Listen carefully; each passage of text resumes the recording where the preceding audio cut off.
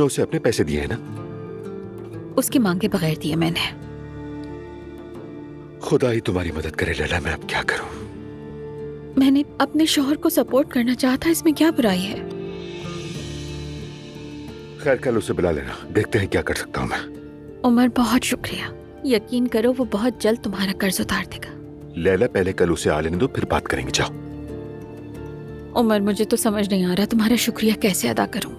मैं ये सब रिहान के लिए नहीं कर रहा हूँ, ये सब अपने बेटे की माँ के लिए कर रहा हूँ मैं, ताकि वो दुखी ना हो। अल्लाह तुम्हें खुश रखे उमर। अल्लाह हम सबको खुश रखे। जाने से पहले मैं से मिल लो, उसे खुशी होगी। हाँ जरूर मिलूंगी, उससे मिलूंगी। अच्छा मैं यूसुफ से कहता हूँ, वो तुम्हें उसका रूम दिखा देगा। चलो।